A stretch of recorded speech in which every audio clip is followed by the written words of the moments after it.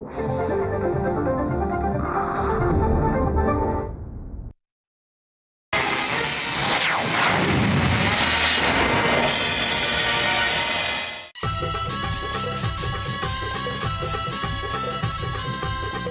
ठेवून जिद्द गौरी वचनबद्ध, मनात ठेवून जिद्द गौरी वचनबद्ध, न्याय ही देई गौरी सर्वांची ताई गौरी, न्याय ही देई गौरी सर्वांची ताई गौरी, अन्यायाची दुश्मन गौरी दुखितांचे जीवन गौरी, संकटास जाऊन भिडते स्त्री हक्कासाठी लढते, ममतेची मूर्ती गौरी श्रद्धा धन प्रीती गौरी, आंधळ्याची होऊन काठी दुष्टांना दावी काठी, लाचारीवर खरी मात ही दिन दुबळ्या दे साथ ही, समाज सेवक गौरी समाज सेवक गौरी वचनबद्ध गौरी।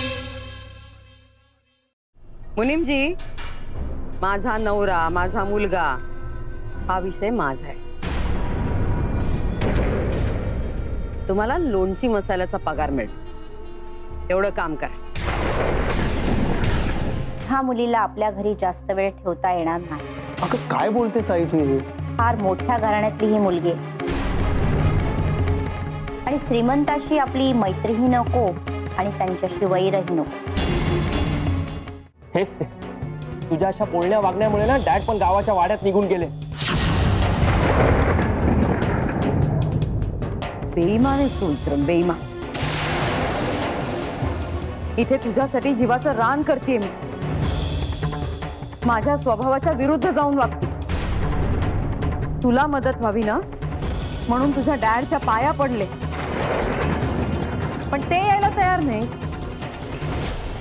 त्यांना त्या गौरीचीच काळजी ना सतत। मी बोलतो डॅडशी। बोल बोल हा बोल।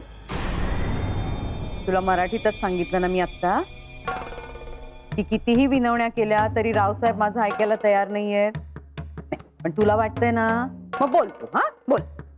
अरे तुझ्यासाठी तेजूसाठी मर मर मरते मम्मा तुमची, सगळ्यांचे अपमान सहन करते। मी दिवसभर त्या स्वरा मागे फिरतोय, बघतो तर घराला कुलूप होतो तिच्या। त्या स्वराचा भाऊही धड बोलत नाही। मामा त्यांचा ना काहीतरी कारस्थान सुरू असेल।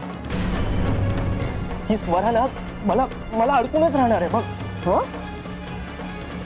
आधी मुळात गेलासच का तिच्या घरी? का मैत्री वाढवलीस तिच्याशी?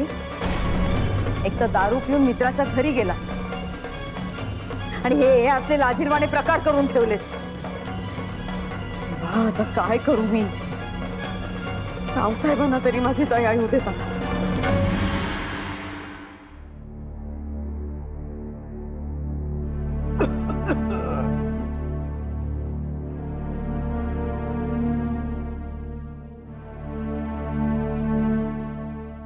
मला ना मला खरंच दया येते विक्रम तेजूची।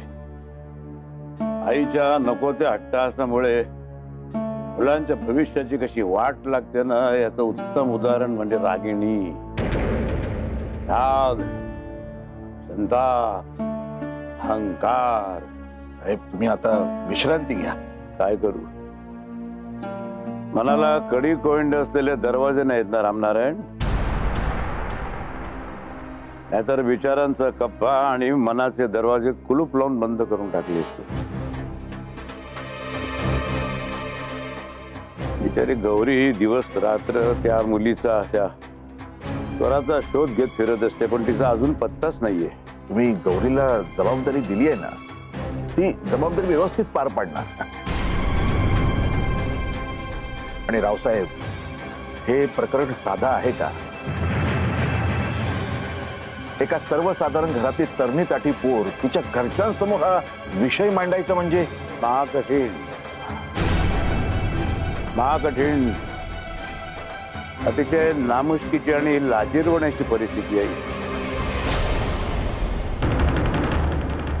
मुळात हा विषय आता थांबवता येणारच नाहीये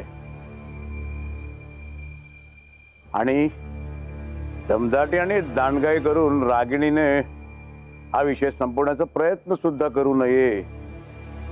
साहेब, धाकट्या मालकीनबाईच्या मनाला पटलं तरी विश्वंभर मामाच्या अतिधूर्तपणाला पटायला हवं ना.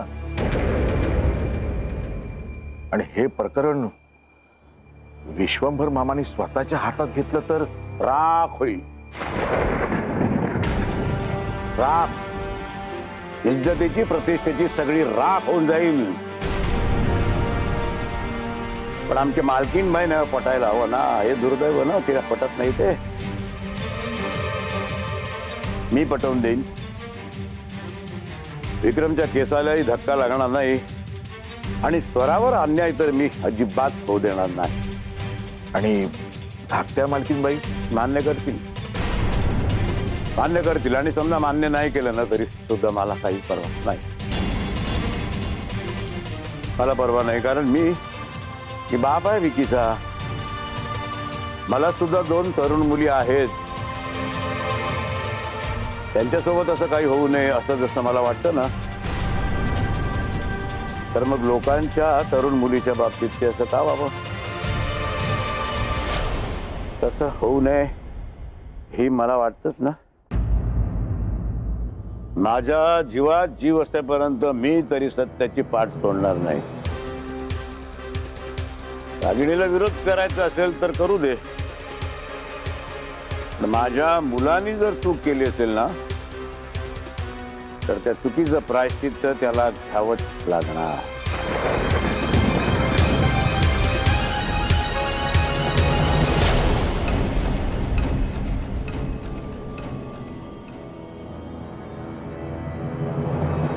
गौरीताई, खूप वेळ झालाय. अरे मोहन, जरा धीर धर, जरा धीर धर. आणि पहिली ही मनातून सगळी भीती काढून टाक. तुला काहीही त्रास होणार नाहीये आणि स्वराला सुद्धा काही त्रास होणार नाहीये. हे बघ, मला सांग, भैरव तुला भेटला होता की नाही? हो. तुझ्या वडिलांना भेटला होता ना? हो. त्यांनी तुम्हाला सगळं समजावून सांगितलंय ना? हो. आणि माझ्या बाबांनी तुझ्या वडिलांना फोन करूनही सगळं सांगितलंय ना? हो. अरे मग तू का घाबरतोयस? तू काही काळजी करू नकोस. हा बाबा. अगं किती वेळ? एखादा फोन नाही काय करायचा मग? बाबा, मी आता करणारच होते, पण मध्येच त्या विश्वंभर मामांनी लुडबुड करायला सुरुवात केली होती. हा, त्याला आसपास अजिबात फिरकू देऊ नकोस, कळलं का? नाही बाबा, मीच हँडल करतेय. मी आणि भैरव आणि स्वराचा भाऊ मोहन, म्हणजे आपल्या विकीचा मित्र नाही का, तो आहे माझ्या सोबत. मी करते तुम्हाला थोड्या वेळाने फोन. तुम्ही नका काळजी करू. ठीक आहे, ठीक आहे, मी वाट बघतो. हा, हो, ठेवते.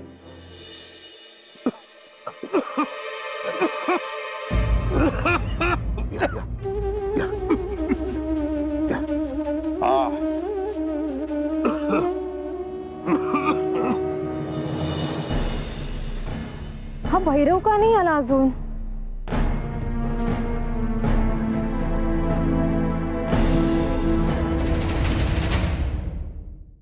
मी सांगते तेच करायचं विनायक. आई, तेजस्विनीच्या मनस्थितीचा विचार कर जरा. मी सांगते त्यात काही तथ्य आहे विनायक. तुझ्यापेक्षा जास्त जग बघितलंय मी. तू 6 वर्षाचा असताना तुझे बाबा हे जग सोडून गेले. तुला शिकवताना, तुला मोठं करताना, हे घर चालवताना मला काय काय करावं लागलं याची उजळणी मला आत्ता करायची नाहीये. आणि त्याची जाणीवही तुला करून देणार नाहीये. पण एक मात्र नक्की, तेजूची जबाबदारी तू आत्ता घेऊ नकोस. आत्ता या क्षणी रावसाहेब किंवा गौरीला फोन लाव. विनायक, मी काय बोलले ते ऐकू आलं तुला? आत्ता फोन लाव.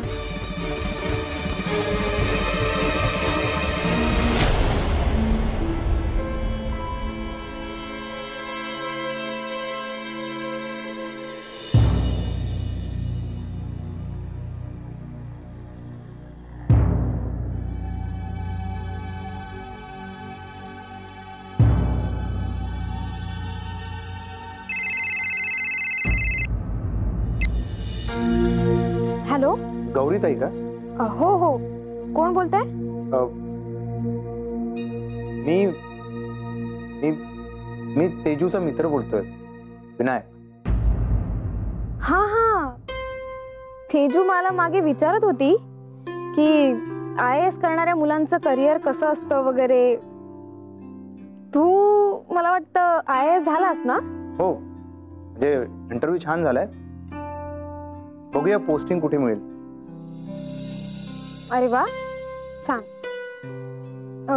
काही काम होतं का विनायक? कुठे आहात तुम्ही?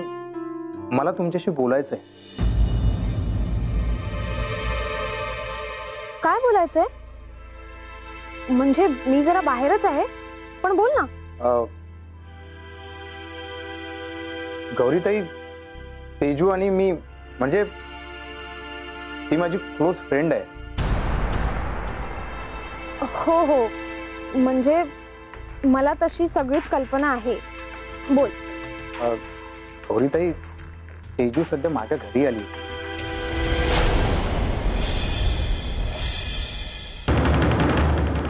काय? म्हणजे झालं असं की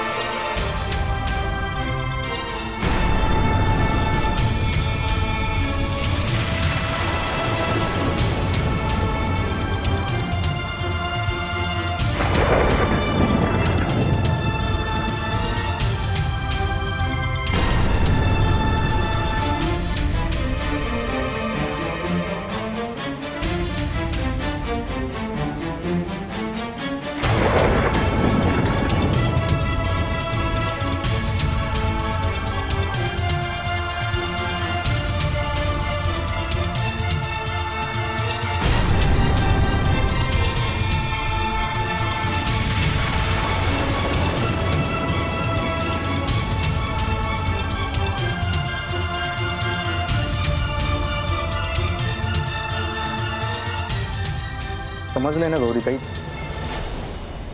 म्हणजे काय, आईला वाटते की ही जबाबदारी आहे. हो हो, साहजिकच आहे. विनायक, तू एक काम कर, अजून थोडा वेळ तू तेजूला सांभाळ. तेजूची तब्येत बिघडते गौरीताई, तिला खूप त्रास होतोय.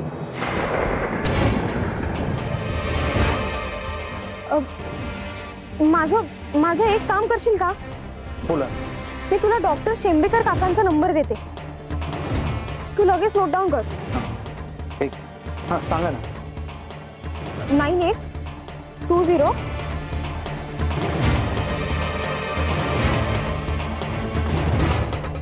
87. हो हो, हा लिहिला. हा, लिहिलास ना? डॉक्टर शेंबेकर काका माझ्या बाबांचे खास मित्र आहेत आणि आमचे फॅमिली डॉक्टर सुद्धा आहेत. बरं, मी त्यांच्याशी फोनवर बोलून घेते आणि तूही फोन कर. चालेल. आणि तुझ्या घरचा ऍड्रेस मला आणि त्यांना दोघांनाही SMS कर. मी तिथे अर्ध्या तासात पोहोचते. बरं बरं, मी लगेच करतो. आणि ऐक, तेजूला कुठेही बाहेर पाठवू नकोस. बरं, ठीक. ठीक आहे. आणि विनायक, थँक्स. मला माहितीये तू तेजूची काळजी घेशीलच, पण तरीही ती वेडी आहे रे, लहान आहे ती. तिला जप. ठेवते, बाय.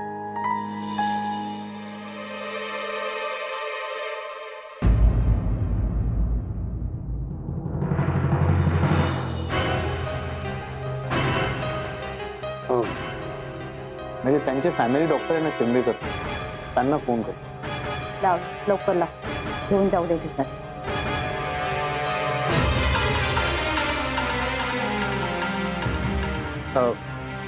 डॉक्टर शेंबेकर बोलतायत का? डॉक्टर, मी विनायक देशपांडे बोलतो. तेजूसाठी फोन केला आहे. ॲक्च्युली ती बेशुद्ध पडली आहे आणि माझ्या घरी आहे. प्लीज, म्हणजे मी तुम्हाला माझा ॲड्रेस मेसेज करतो. प्लीज तुम्ही या ना, प्लीज लवकर या. Thank you thank you thank you sir. Okay, bye. वचनबद्ध गौरी एक एक येणारी बातमी म्हणजे काळजाचा ठोका चुकवणारी आहे. आता ही एक नवीन बातमी. तरी मी तेजूला समजावून सांगत होते की बाई, डोक्याला जास्त त्रास करून घेऊ नकोस. ही मुलगी पण ना ऐकणार नाही. इतकं टेन्शन तिने का घेतलं कुणास ठाऊक. नशीब विनायक तरी बिचारा चांगला मुलगा आहे. त्याने कळवले नसते तर ही मुलगी रस्त्यात कुठेतरी पडली असती तर काय केलं असतं मी. का वागते ही अशी अर्धवटासारखी. रागिणी आईच्या चुका काढण्याची माझी तशी लायकी नाही. तरी सुद्धा किती चुकीचं वागते हे. तेजूच्या मनस्थितीला केवळ रागिणी आईच जबाबदार आहे. देवा, काय करू मी. सांभाळ माझ्या मुलीला. बाबांना जर कळलं तर अजून त्यांना त्रास व्हायचा. अरे बापरे, बाबांना कळायला नको. मी डॉक्टर शेंबेकरांना फोन करते. हा.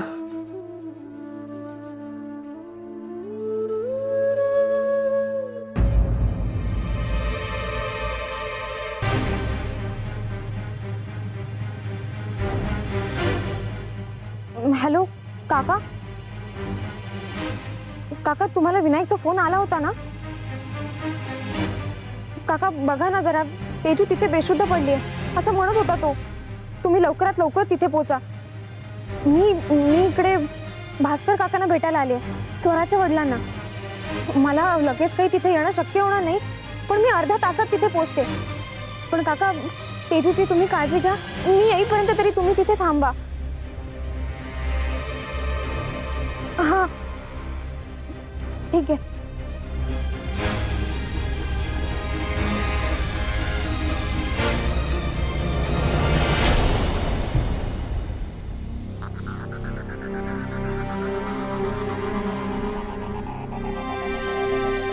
कुठे गेली ही मुलगी कुणास ठाऊक.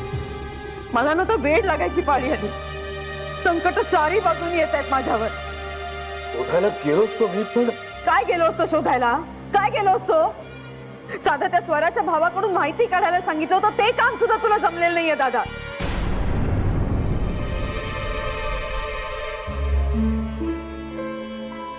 आता उद्या त्या स्वराचा बाप इथे बंगल्याच्या दारावरती येऊन उभा राहिला तर काय करणार होत आपण? दादा, अरे प्रत्येक गोष्टीची काही काळ वेळ असते. करू की बघू की असं म्हणून कामं होत नसतात रे दादा. मामाना फारच वेळ वाया घालवतो. मम्मा, मी जाऊ का बाहेर? अरे आता काय मला भर चौकात फाशी देणार आहेस का? जे काय करून ठेवलेस ना ते निस्तरता इथे नाकी नऊ आल्यात आमच्या. त्या मुलीचा पत्ता नाहीये. मला ना वेळ लागणार आहे आता खरंच.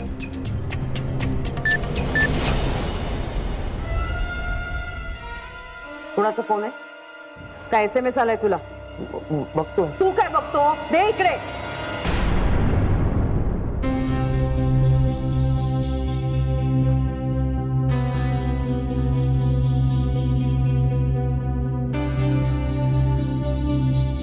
प्रिय विक्रम, तुझा साधा फोन पण आला नाही की माझी विचारपूस सुद्धा करावीशी वाटली नाही ना तुला?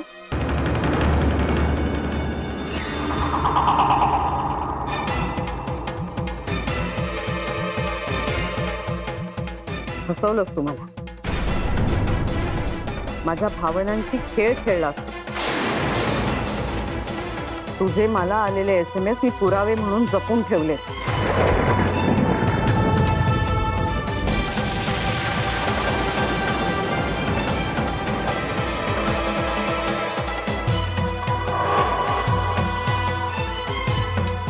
शिवाय आपल्यात संबंध आलेले होते हे मोहनला सुद्धा कळलेलं होतं.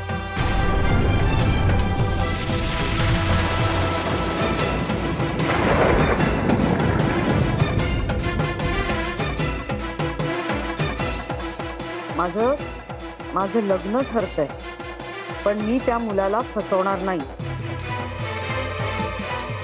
माझ्या पोटात तुझं बाळ आहे आणि तूच माझ्याशी लग्न करायला हवं.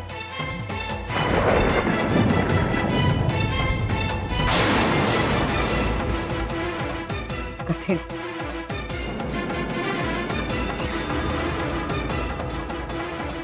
मी साताऱ्याला मामाकडे जाते 2 दिवसांसाठी.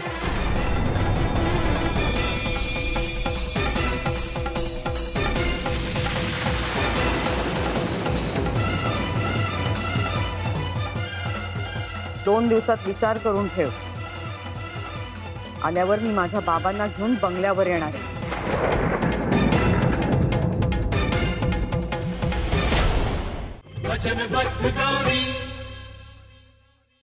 आल्यावर मी माझ्या बाबांना घेऊन बंगल्यावर येणार आहे.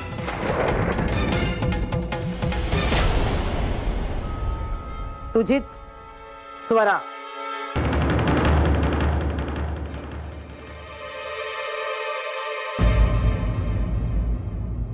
या. हे साताऱ्याला गेले आणि आम्ही हिला कोल्हापुरात शोधतोय. दादा उगाच नुसती कारणं देऊ नकोस. मम्मा फक्त 2 दिवस. 2 दिवस. त्रास झाले काय दादा? कळतंय ना?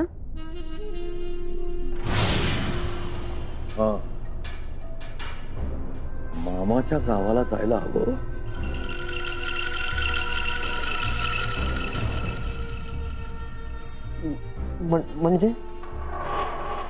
म्हणजे 2 दिवस बंगल्याच्या बाहेर पाऊल जरी टाकलंस ना तरी याद आहे.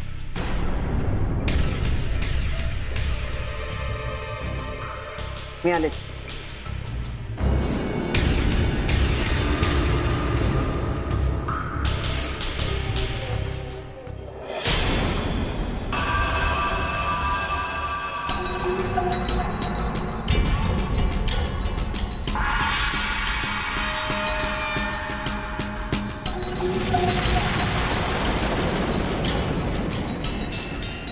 ठीक आहे 2 लाख. भरपूर झाले. येतो मी. आणि दादा मला हवी ती बातमी ऐकायला मिळाली पाहिजे. हो हवी तीच बातमी ऐकायला मिळणार. हा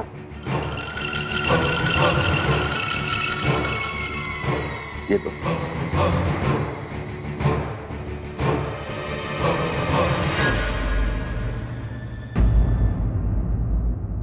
गौरी ते स्वरा माझी मुलगी नाही तर इज्जत आहे हो. आणि आम्हा गरिबांची इज्जत आम्हाला खूप. काका प्लीज असं बोलू नका. ही दोघं सुद्धा ना कमाला. कणाच नाहीये तुम्हाला. त्या गौरीच्या आधाराशिवाय ना जगण्याची सवयच नाहीये तुम्हा दोघांना. कारण गौरी ताईच आम्हाला पैसे देते.